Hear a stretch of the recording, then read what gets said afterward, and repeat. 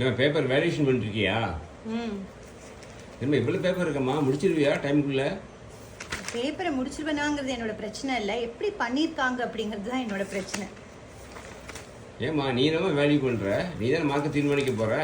என்ன எப்படி சொல்றீங்க? நான் எப்படி மார்க்கை தீர்மானிக்க முடியும்?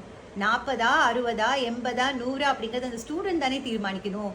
40 மார்க் போதும்னு நினைச்சு எழுதுறவங்க பாஸ் பண்ண மாட்டாங்க, ஃபெயில் ஆயிடுவாங்க. 60க்கு ஏம் பண்ணா 40 கிடைக்கும், 80க்கு ஏம் பண்ணா 60 கிடைக்கும், 100க்கு ஏம் பண்ணா கூட 80, 90 தானே கிடைக்கும். நீங்க எக்ஸ்பீரியன்ஸ் சேல்ஸ் மேனேஜர், உங்களுக்கு தெரியாதா?